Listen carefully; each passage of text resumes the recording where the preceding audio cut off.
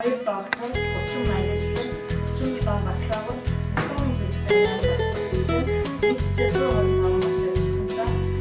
176. За тус ховд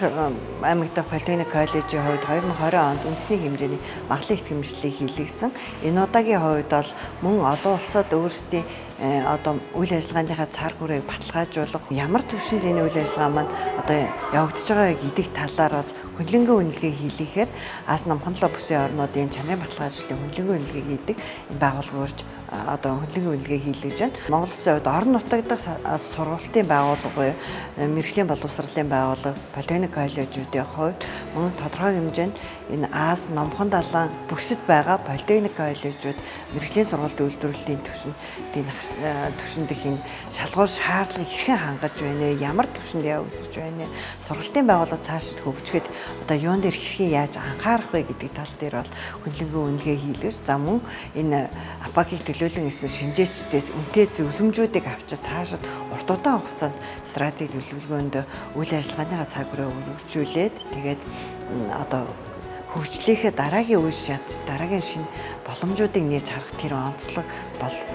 үйл ажиллагаа болж байна. За Монгол Улсын хувьд бол одоогийн байдлаар бол Улаанбаатар хот дахь сургалтын одоо төрөмчийн сургалтын байгууллага Барилгын Политехник коллеж, Үндэсний Политехник коллеж гэх мэтчлэн за мөн техник технологийн Политехник коллежид бол магадлал итгэмжлэлийн апакар магадлал итгэмжлэлээс үйл ажиллагаа явуулж байсан бол одоогийн үед орон нутаг дахь сургалтын байгууллага анх удаага Монгол Улсын хувьд бол энэ одоо Аз намханлаа бүсийн орнуудын энэ Политехник коллеж сургалтын байгууллагуудын магадлал итгэмжлэлийг энэ хөндлөнгөө үнэлгээ хийдэг апакийн төлөөлөгчид ирсэн илүү онцлог болж байна гэж үзэж байна. Ингэснээрээ бид бас орон нутгийн сургалтын байгууллагуудынхаа чанарыг энэ бүсийн хувьд ямар түвшинд байгаа вэ гэдгийг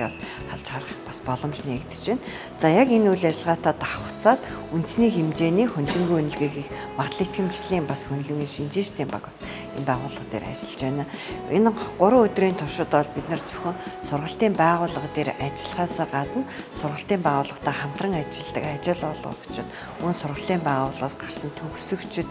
за мөн тэгээд мөн энэ сургалтын байгууллага өргөөжиг одоогийн байдлаар хүртэж байгаа суралцагчид, багш нар гээд олон төрлийн төлөөллийн одоо уулзалтуудын үндсэн дээр бас энэ бол хөндлөнгөө үйл ажиллагаа маань бас одоо чанарын түвшинд хэр зэрэг явагдаж байна гэдэг үнэлгээ өгөх боломжтой болж байгаа.